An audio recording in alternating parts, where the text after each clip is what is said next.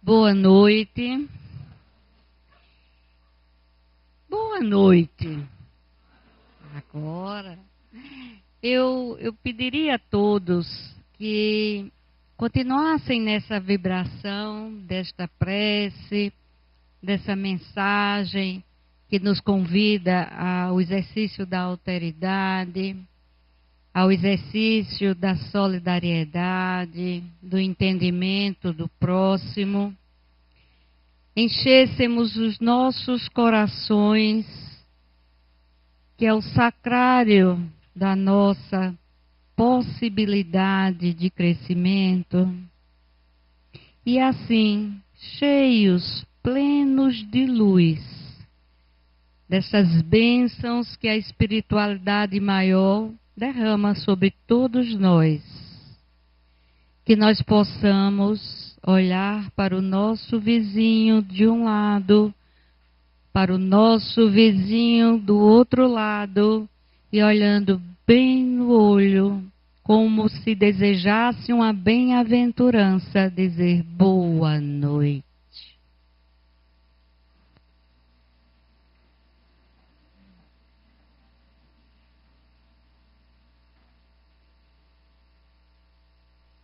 Que possamos levar para os nossos lares essas bem-aventuranças que nós compartilhamos nesse momento, e cheios de iluminação, ao entrarmos nos nossos lares, nós iluminemos todos os recantos, iluminemos todas as mentes e todos os corações daqueles que nos aguardam, que aguardam a nossa volta.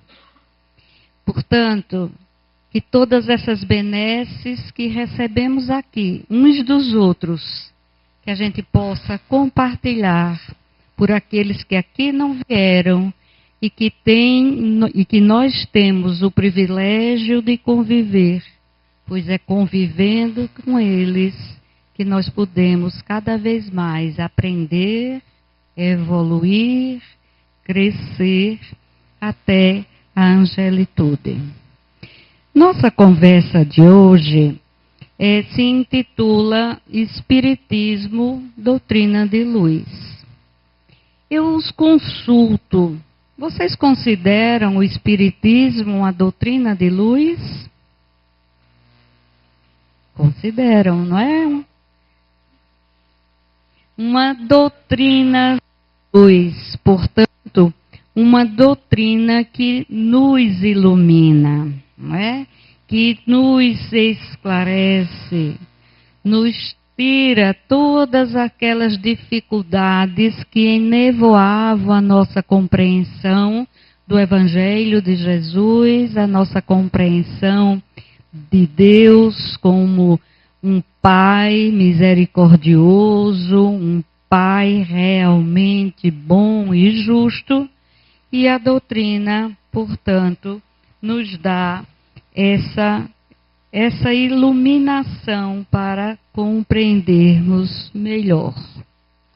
Nossa conversa, eu tenho assumido que sempre eu vou me remontar aos livros básicos da doutrina espírita.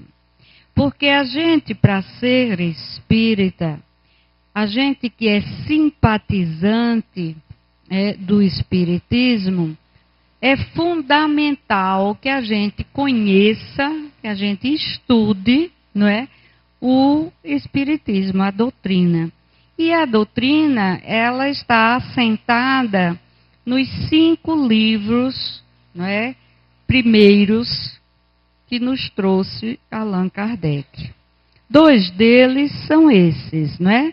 O Livro dos Espíritos, e eu vou conversar baseada na parte 3 das leis morais, e o livro O Evangelho segundo o Espiritismo, onde está o capítulo 6, o Cristo Consolador.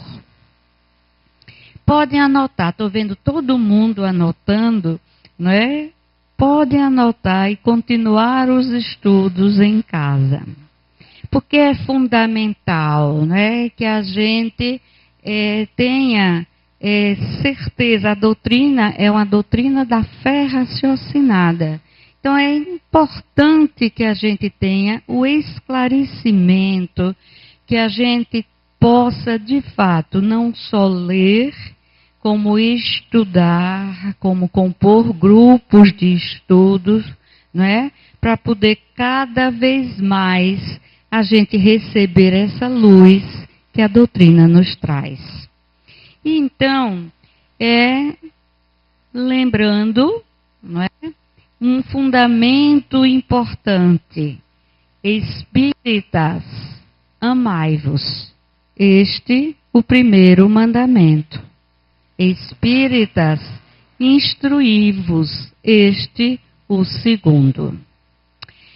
Então, aqui estamos, irmanados numa noite tão importante para todos nós, que com certeza saímos dos nossos lares em busca de mais alegria, de mais fraternidade, de encontrar pessoas amigas e, sobretudo, de nos dedicarmos ao estudo do Evangelho.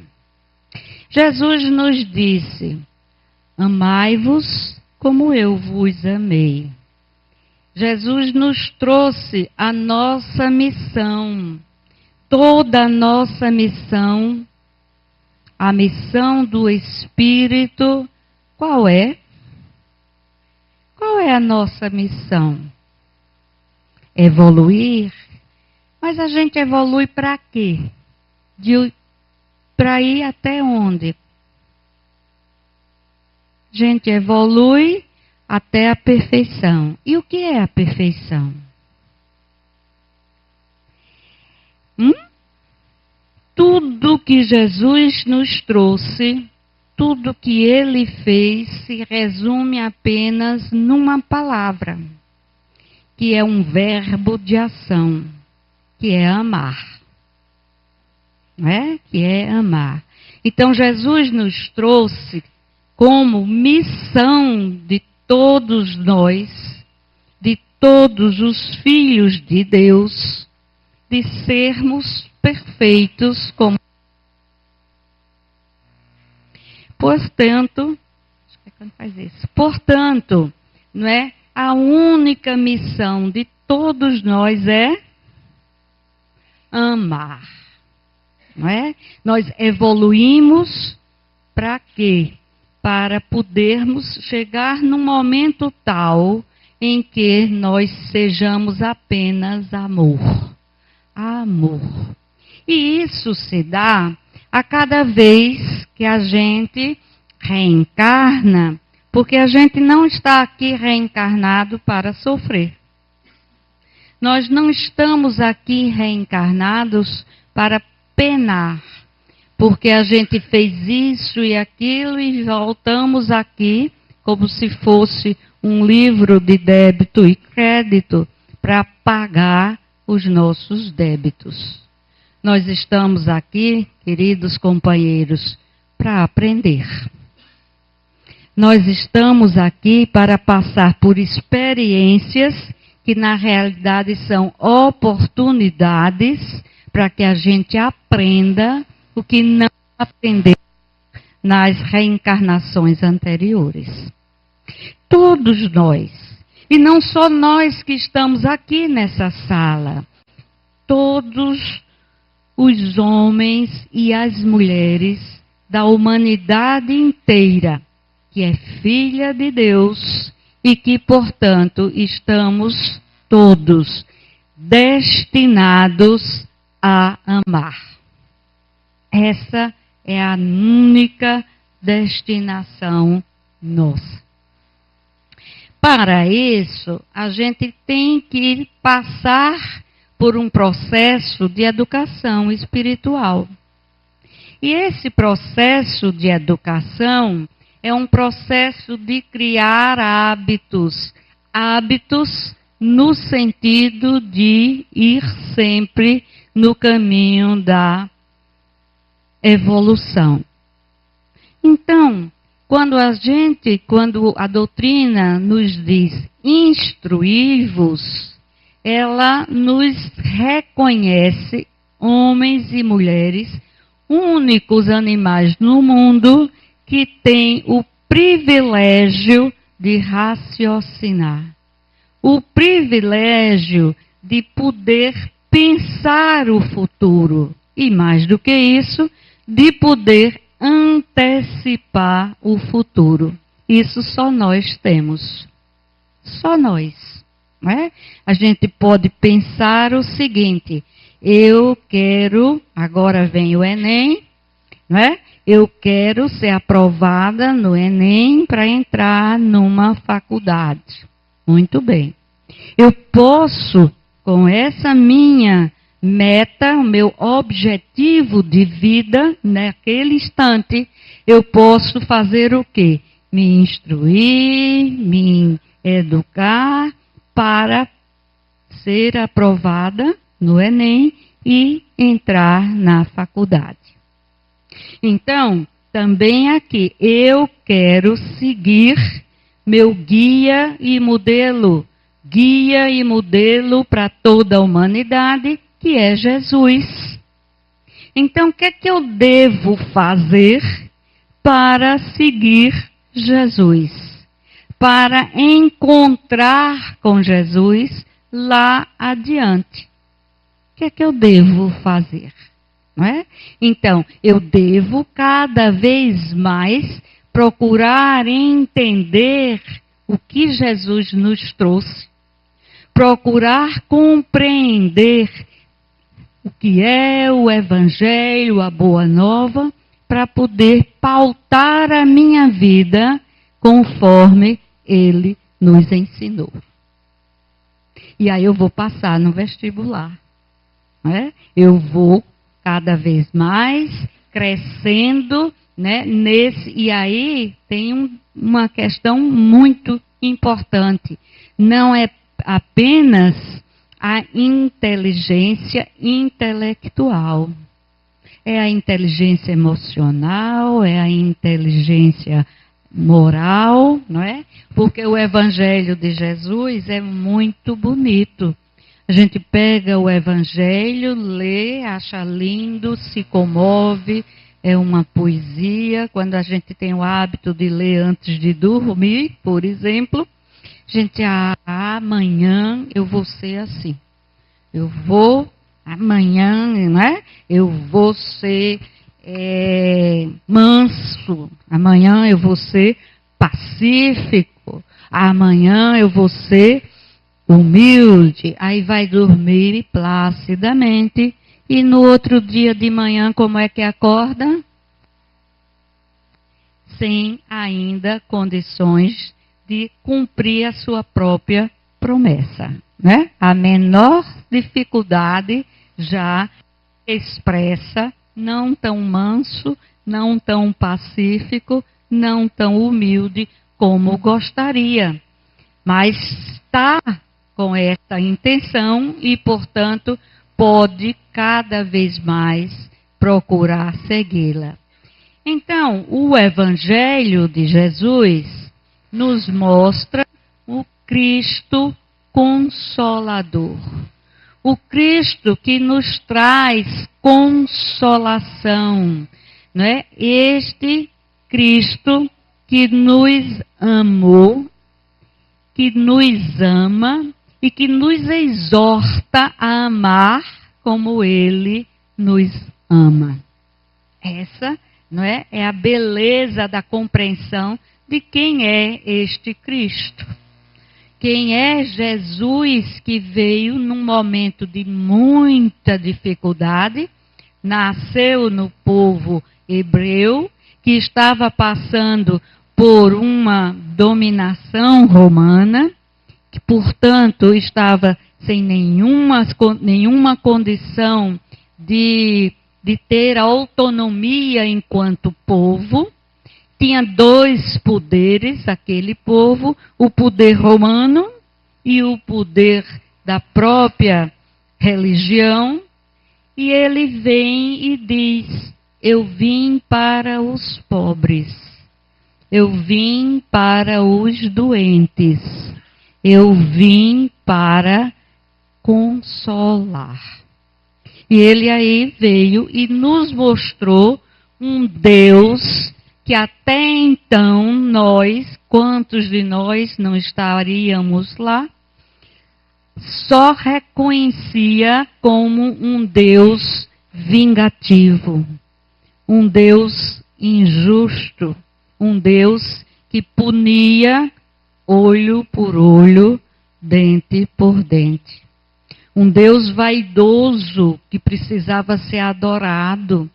Adorado a tal ponto de submeter um homem, um pai, sacrificar seu filho para que ele ficasse feliz. Ele, esse Deus. Né? Então, Jesus vem, um grande revolucionário, portanto, naquela época, naquele momento, e nos apresenta um Deus de amor. Para um povo que estava esperando um Messias que o libertasse daquelas condições pela violência. Que o libertasse daquelas condições da mesma forma que estava sendo submetido pelos romanos. Esse Cristo vem, não é? Prega, faz, serve e vai embora.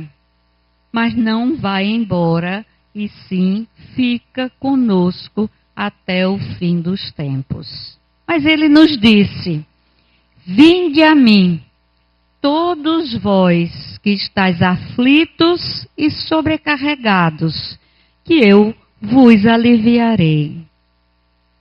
Alguém aqui está aflito e sobrecarregado? Nós todos. Nós todos estamos aflitos por seguir Jesus. Quanto a gente não investe, como aqui agora, nesta noite, para compreender Jesus, porque a gente tem saudade de Jesus, porque a gente quer mudar. A doutrina nos fala que, através do autoconhecimento, nós vamos despertando a nossa consciência onde estão as leis de Deus, e esse despertar faz com que a gente tenha a motivação necessária para a reforma íntima. Então, nós, cristãos, ou com vontade de sermos cristãos, nós estamos com certeza aflitos para que isso aconteça. Ou não? Ou não? Né? Então, nós, com certeza, queremos muito, a exemplo do que eu falei, ler o Evangelho, dormir e acordar como o Evangelho nos ensina. E quando a gente acorda e começa a fazer aquilo mesmo que fazia antes, a gente se aflige. Meu Deus, eu ainda faço isso? Eu ainda tenho esses pensamentos? Eu sou tão religioso, eu sou tão espírita, eu sou tão boa, mas eu ainda cometo essas coisas. Isso não é uma aflição? Não é? É ou não, gente? Vocês estão muito calados. Eu acho que eu não estou sabendo conduzir. Não é? E sobrecarregados. Não é? Sobrecarregados nas nossas paixões, nas nossas imperfeições, das nossas necessidades, nem sempre necessidades, muito mais desejos. Não é? Sobrecarregado dessas sombras que Jung nos falava, não é? A sombra precisando ser reconhecida como tal e vindo a iluminação, e a gente acolher, porque nós somos ainda necessitados de crescermos.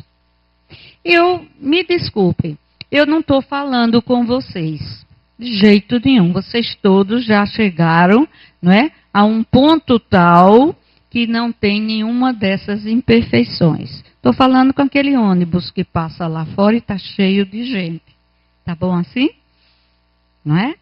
Pois bem, então, Cristo vai e diz: vinde a mim, vós que estáis aflitos e sobrecarregados, que eu vos aliviarei.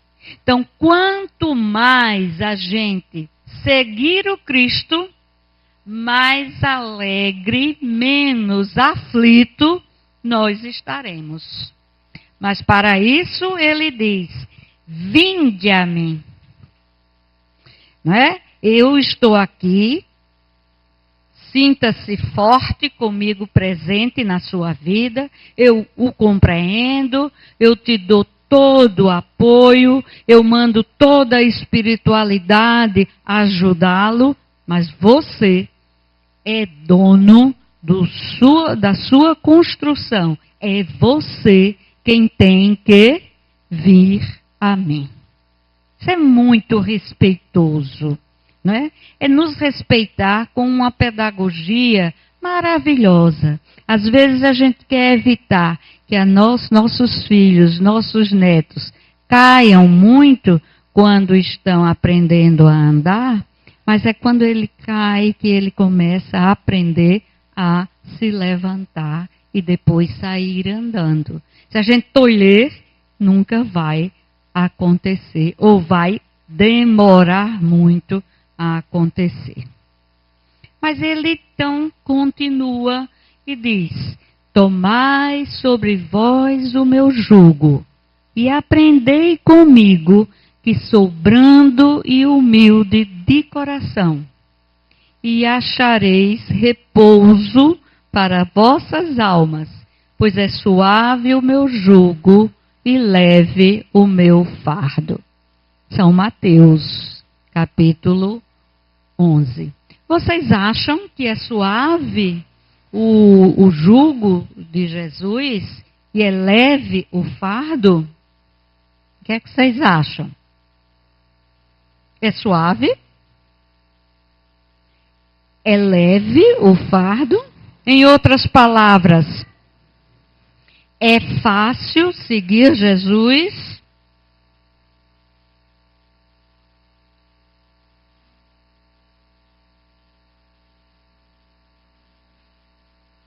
Às vezes a gente diz: isso só Jesus, não é? Isso não dá para eu perdoar, não é?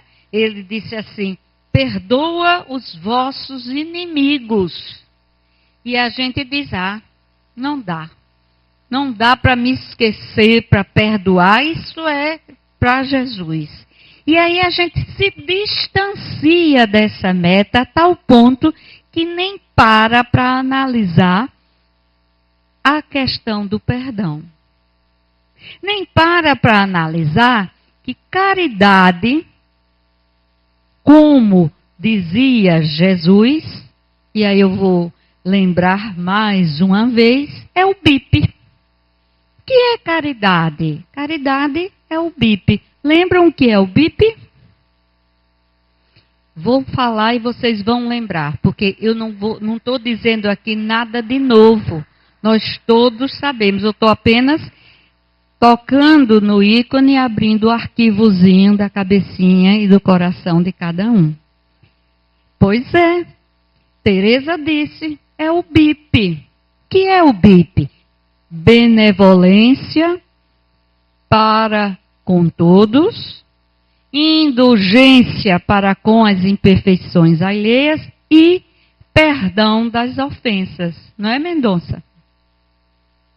Pois bem, se a gente mantiver o BIP ligado, e aí o BIP espiritual, a gente vai sempre estar sendo convidado a atender a esse BIP.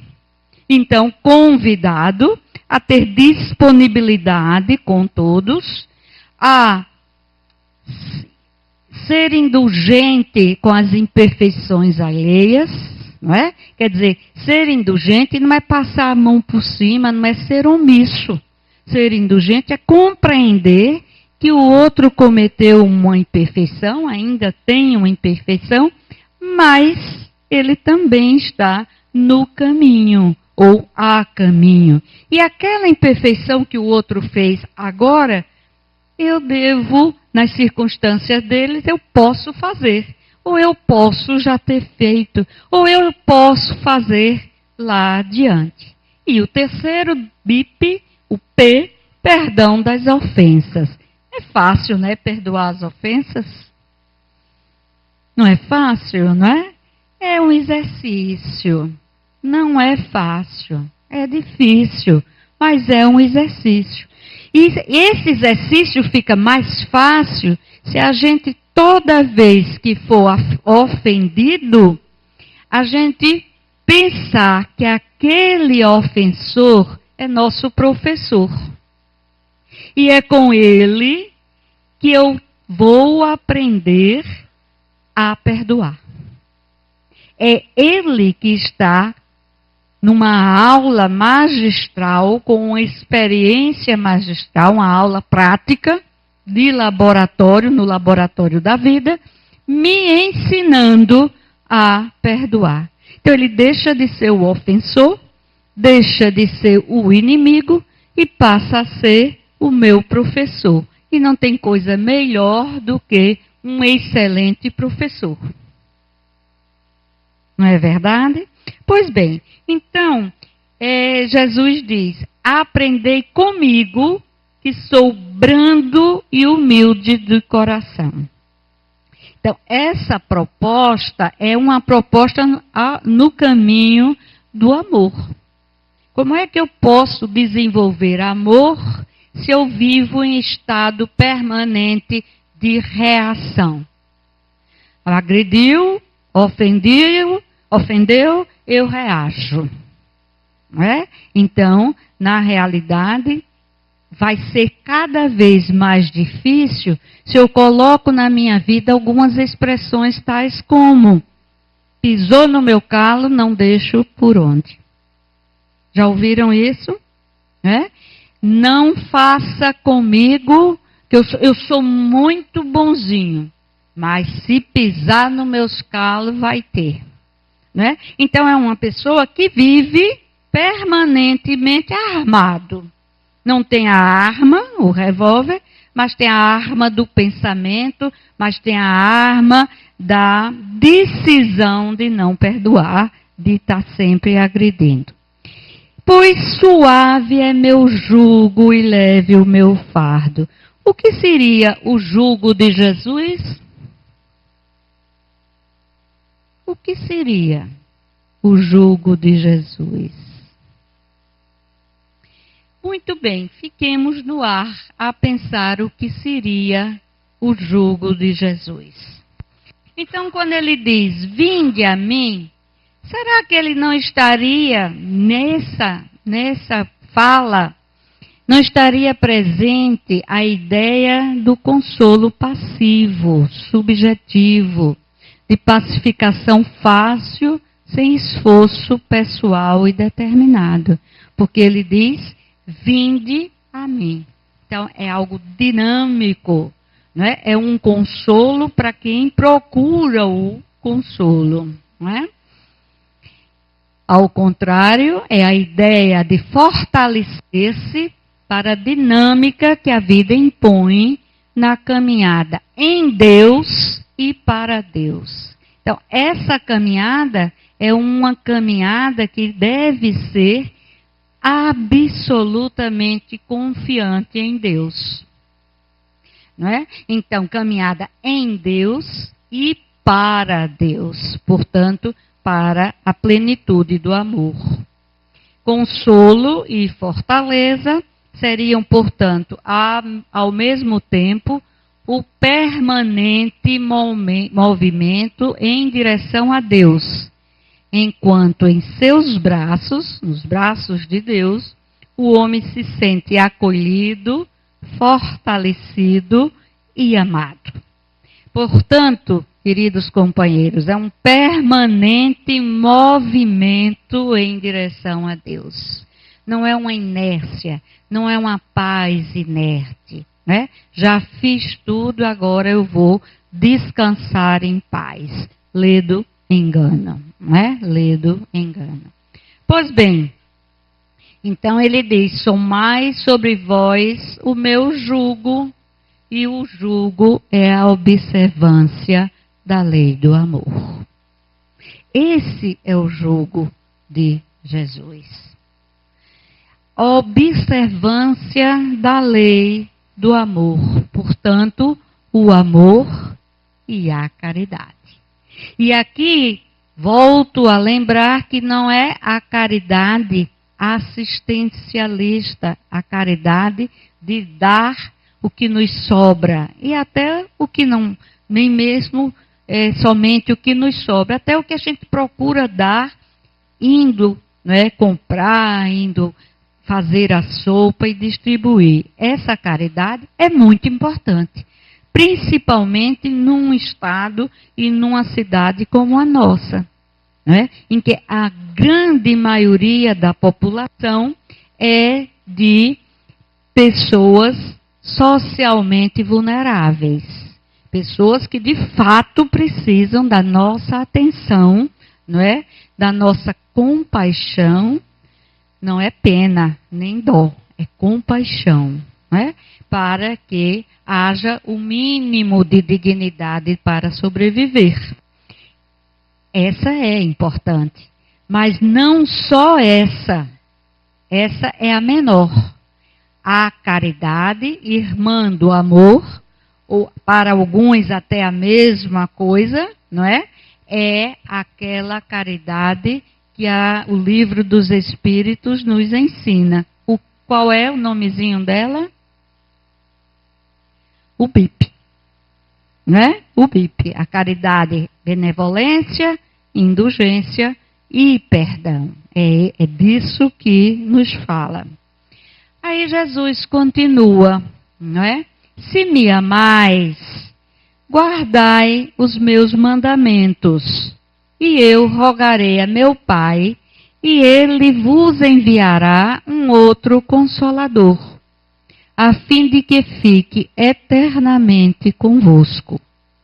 O Espírito de verdade, o Consolador, que é o Santo Espírito, que meu Pai enviará em meu nome, vos ensinará todas as coisas e vos fará recordar tudo o que vos tenho dito. Não é? Então vejam, Jesus falava por parábolas, Jesus falava a nós que ali estávamos ainda, não é? Num clima de violência, de agressividade mútua, de muito orgulho, não é? Então, ele veio e sabia que no nosso caminho evolutivo ainda não estávamos prontos para entender toda a o que ele falava. E aí ele continua: muitas das coisas que vos digo ainda as compreendereis, e muitas outras teria a dizer que não compreenderíeis. Por isso é que vos falo por parábolas. Mais tarde, porém, enviar-vos-ei o Consolador, o Espírito de verdade, que restabelecerá todas as coisas e vô-las explicará todas. Isso está em São João, capítulos 14 e até o 16. Pois bem, de que Consolador falava Jesus?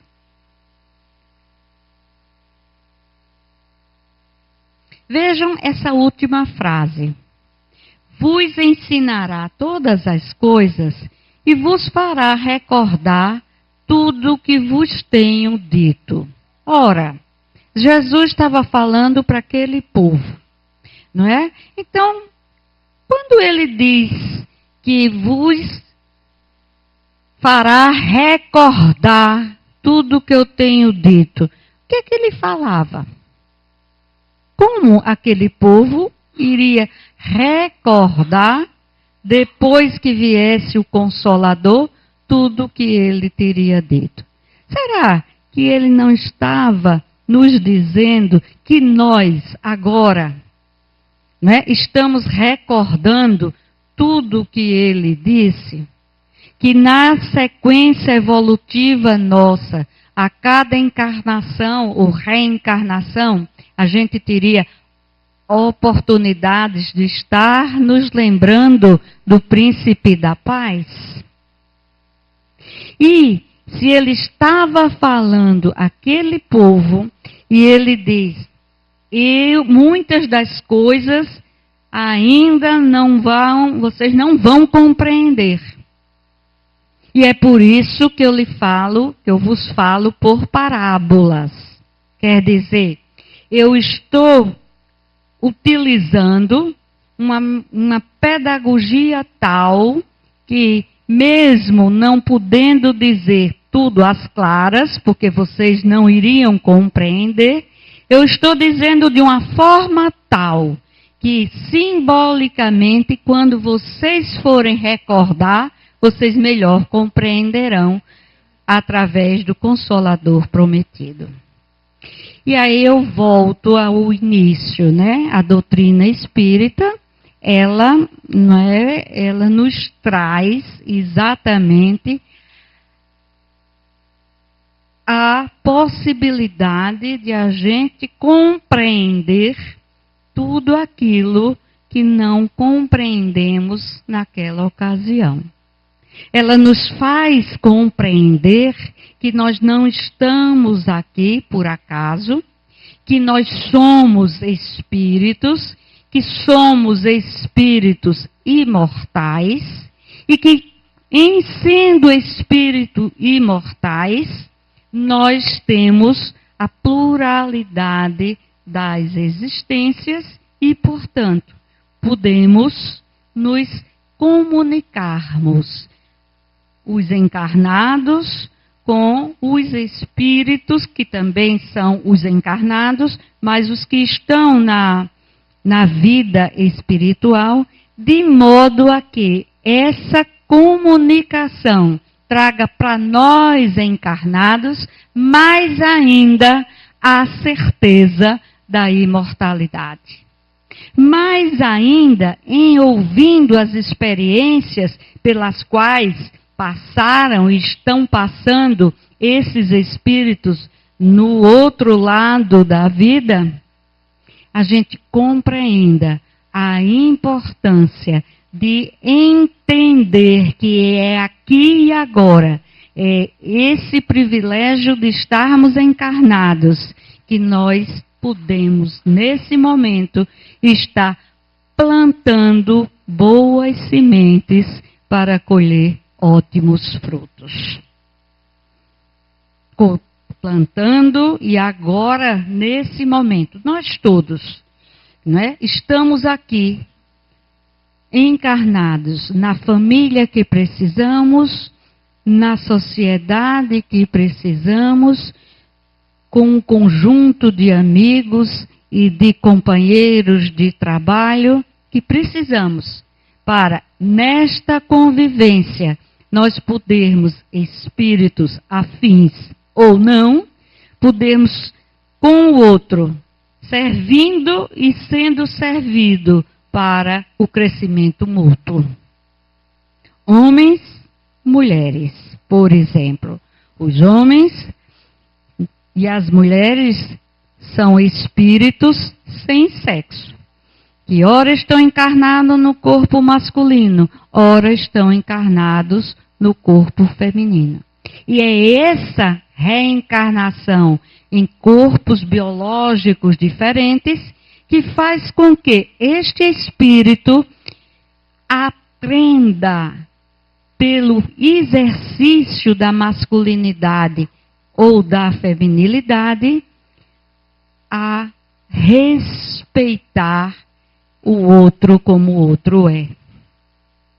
sem preconceito, sem subestimar, sem usar a força como poder e fazer com que a gente, por exemplo, agora no Brasil, estarmos ainda, apesar da Lei Maria da Penha, estarmos ainda como um dos países do Ocidente, onde há mais violência contra a mulher. E a violência em casa. E a violência pelo companheiro, pelo marido, por as pessoas que convivem com essas mulheres, sem perceber que estão aqui agora como homens.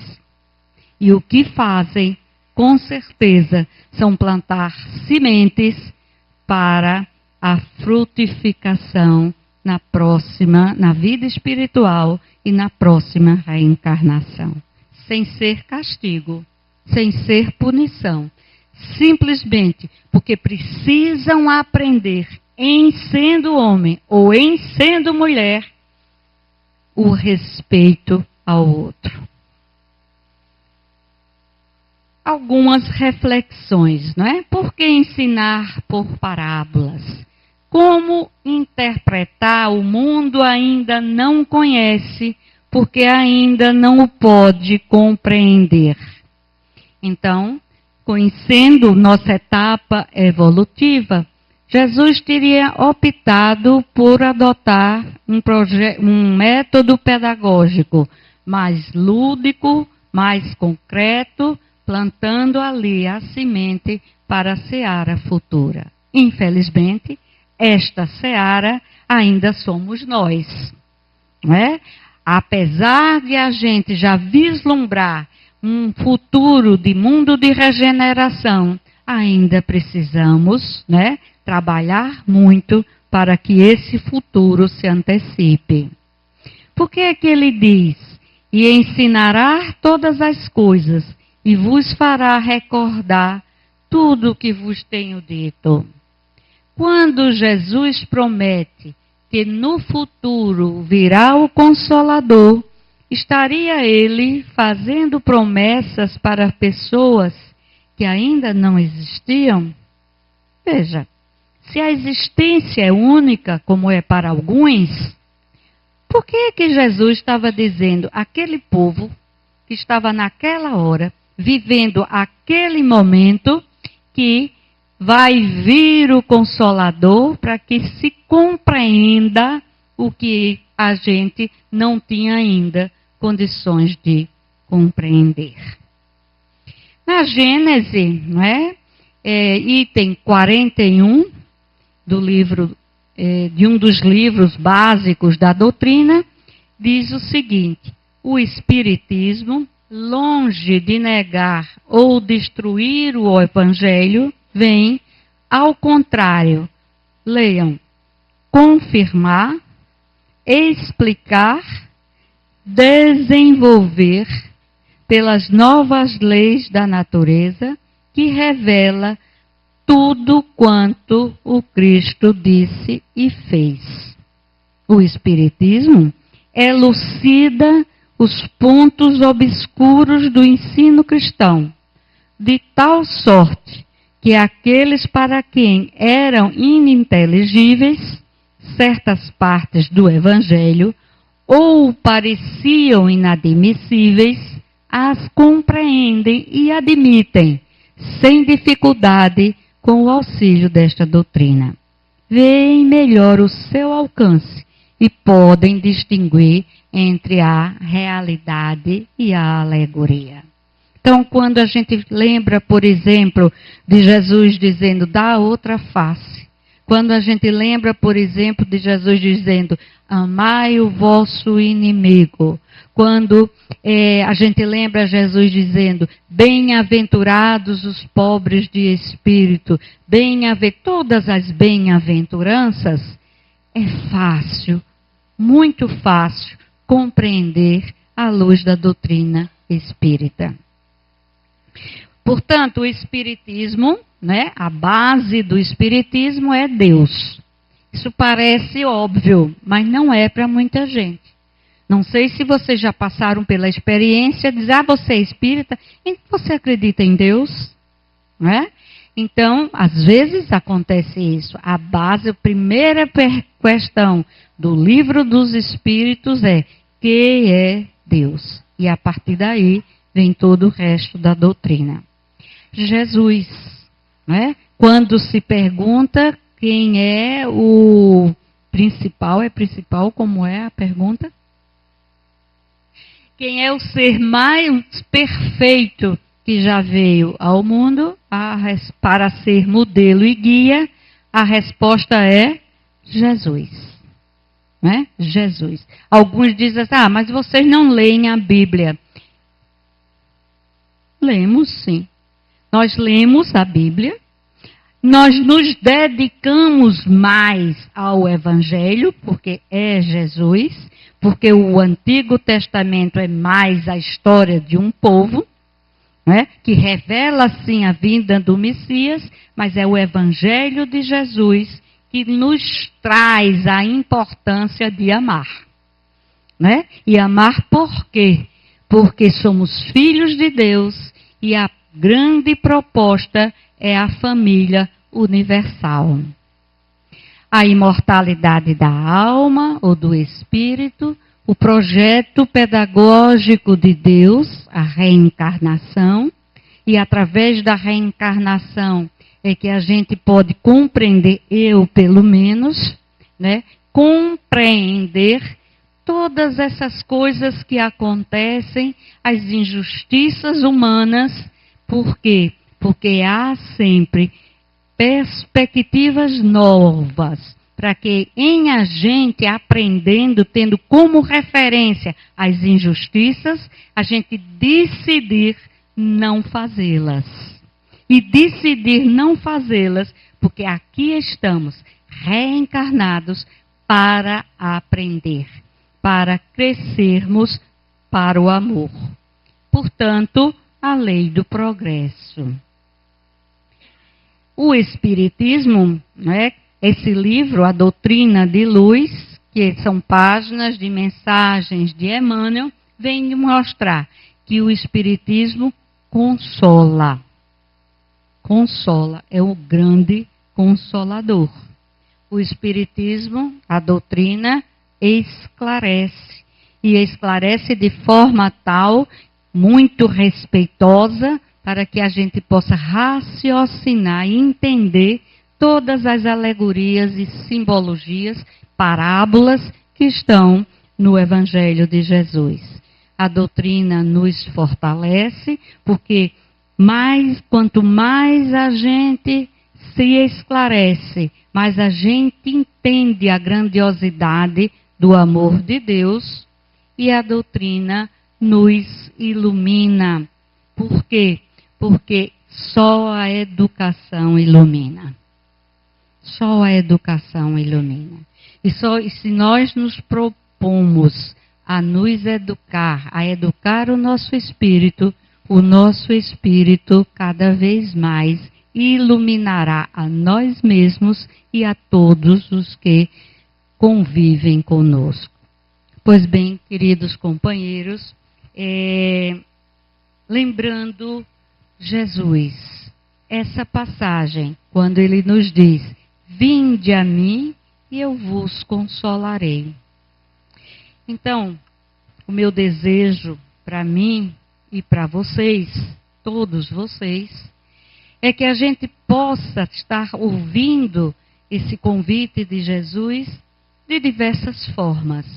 A gente possa ouvi-lo através do sorriso de uma criança, através do abraço de um amigo, através do sol quando nasce, como é bonito, através da lua em suas diferentes fases, nos mostrando que a vida também acompanha fases, que horas a gente está menor, horas a gente está resplandecendo como a lua cheia.